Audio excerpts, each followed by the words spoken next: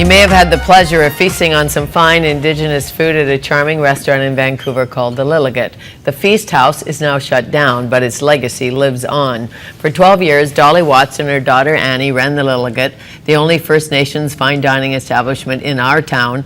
Now they have a new cookbook full of delectable salmon belly bits, roast pheasant, and fast fish hash. It is my pleasure to welcome Dolly and Annie Watts to Studio 4 to tell us more. Nice to meet you. Nice to meet you too, Fanny. So fast fish hash, really? Yes. Well, because usually if we have potatoes in the refrigerator already cooked, and of course cooked salmon, so all we have to do is chop some onions to add to it, and we just put it all in the frying pan, and as soon as it's warm, it's ready to eat. It's ready to eat. I like that. It sounds yummy. When did you start cooking with Mom? Or did you cook together?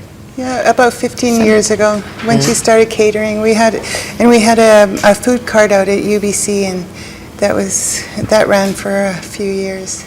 Was selling bannock? Well, it was wild buffalo burgers and really? salmon bannock bunwiches. And I missed that at the Museum of Anthropology. Yes.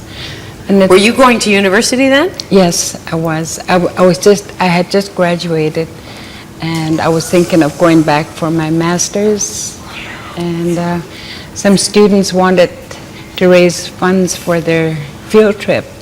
So I said, I'll help you if you help me fry them. And they needed $1,600. And in 5 days, we raised $1,300. That's good. Yes. What a life you've had. 14. You're one of 14 children? Yes. Went to residential school. Tell me a little bit, and then we'll get to you, of course. Yeah. Well, I was 10 when I was sent to the residential school, and I was there for 10 years. And I survived. You know, I just kept very quiet, mind my own business, and read books.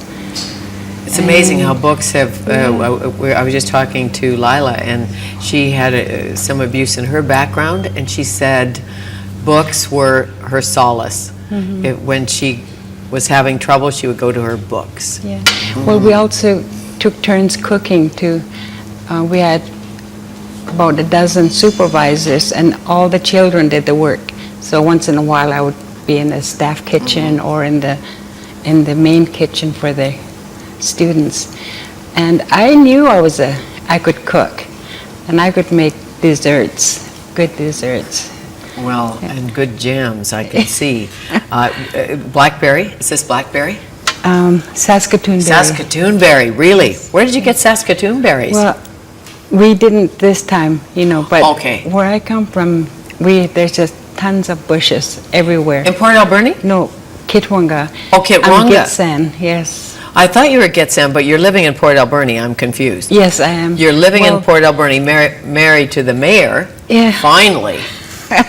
But 23 years you're with the mayor. Finally, we had a ceremony, right? Yeah. But before that, when I went to the residential school and went to high school in Port Alberni, and right after that, I married Tom Watts, and that's the father of my 3 children. Okay, and you are Tom's progeny, correct? Where did you grow up? Port Alberni mostly? Yeah, I was in Port Alberni for the first 16 years, and then I took a culinary arts course and did some cooking here, and then moved to Quebec for 10 years. And then I moved back here because I got lonely for my family. I'm sure. Little French influence in where people feast? Yeah, I really enjoyed the cooking back east. What do you remember growing up? Foods you remember growing up that were comfort foods? Well, there was actually one recipe that I didn't put into the book, and it's baked sweet rice pudding, and I've been making it. It was my dad's favorite, and I've been making it since I was 6 years old. And smoking fish, of course. Is there a secret to Alder smoking fish, be it ulican or salmon? How do you do it? Well, when we were in the restaurant, the cooks and I would be cooking over an alder wood burning grill. And even if you put beef on there, the beef soaks up all the flavor of the alderwood. I'm sure. Traditionally, food you grew up with, Dolly, that you remember? I remember in Kitwanga, we had so many berries. You know, just every week or every month there was a new berry that was ripe. In fact, we go back hundreds of years. The Gitsan lived in one village, and it was called Amlach Amet, and it literally means sitting on something nice. And when I read the Bible and learned about the Garden of Eden, I figured that was Garden of Eden. It was in Kitwanga. Yes. That's great. Yeah. So lots of jams, and I know cobblers, beautiful cobblers, and mixing berries together. How did you start the Liliget, the feast house? Well, we were catering out at the university, and we catered for 1,500 there at one point, but I had to rent kitchens there. And then I thought, you know, we can't carry on. We had to load all the pots and pans into the van, bring it there, clean everything up, load it back in. And if we had catering the next day, if we were lucky, we rented the same kitchen, but if not, then we had to go somewhere else. Right. But this one, Liliget, became available. And we just Designed by moved Arthur right in. Erickson. Yes. Great architect he is. Yeah. How did you meet Arthur at the time and work with him, or did he design it and then you came there? How did it work? No, we were the third owners. Okay. So he designed it for the first owner in 1967. And I remember going there in 67. I don't remember seeing you in 67, No. but we used to have some wonderful times there. I think Yeah. it was a lip grant originally. Yeah. They got a lip grant, and I could be wrong. I shouldn't say something I'm well, not it sure had to about. do with the celebration. Yeah, it was the Muck and then the Quillicum before the Liliget. Before the Liliget. That's what it was, the Muck. Yeah. Yes.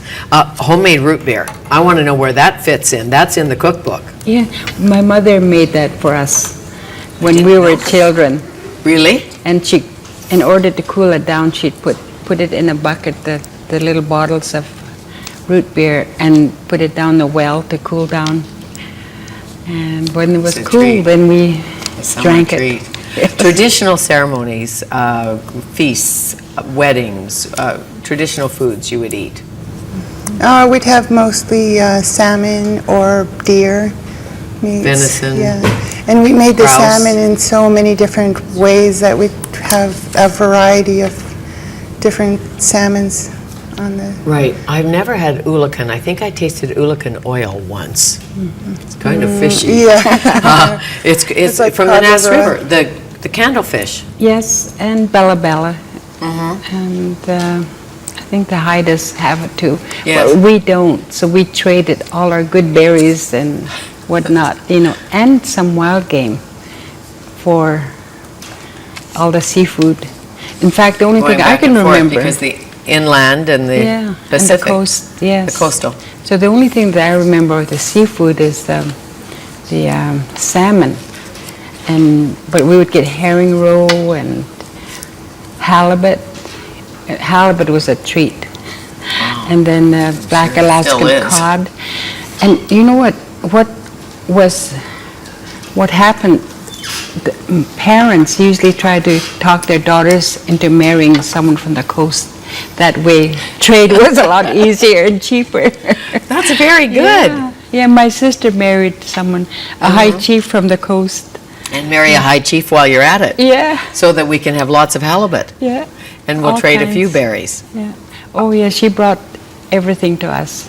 Of Oh. course, you know, we gave her a lot of berries too. Exactly. And in the book, you have a dish called grilled salmon belly bits. What's in grilled, what are salmon belly bits? Just pieces of salmon? Yeah, we cut off the belly part. That we don't leave it on there because it kind of goes sour if you leave it on there for smoking and stuff. So we cut it into little chunks and then we grill it on over the fire. It's so good. I'm sure.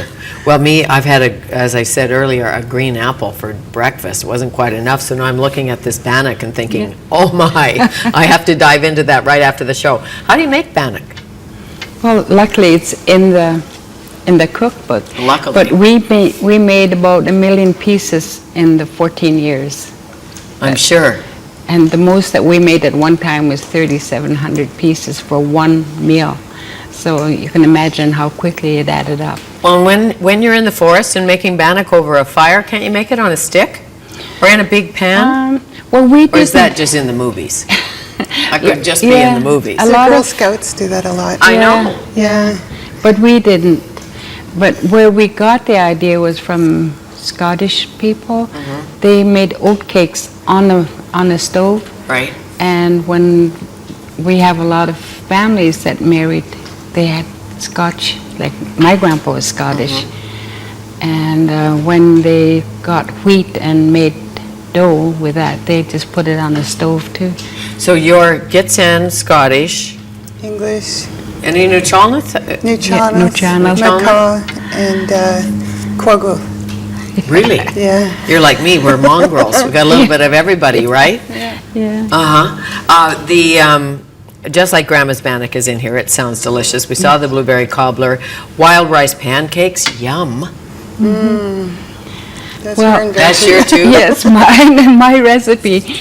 But we wanted to, well, I wanted to serve it at a catering, for people. Well, we had people from all around the world, and this one time there was lawyers from around the world, and Right. I wanted to give them something special. Yes. Is it a traditional No. food, wild rice? No, but people love wild rice. Yeah, sure And do. I just followed a pancake recipe and added wild rice to it.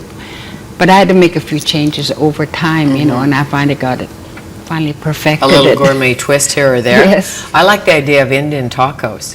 Yeah, Is that yours too? it's mine. What did you do, Annie?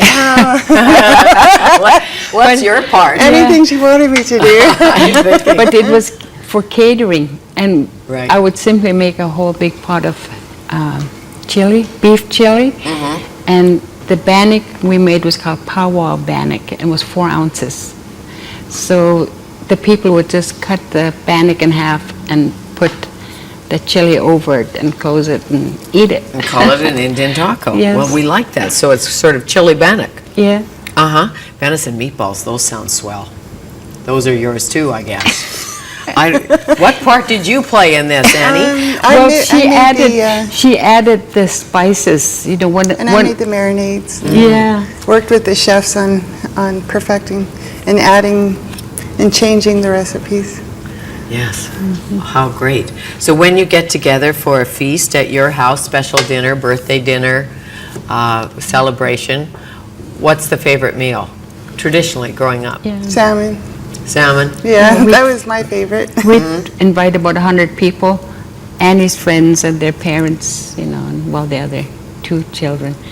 And we would barbecue salmon outdoors, and they just loved it. Oh, yeah.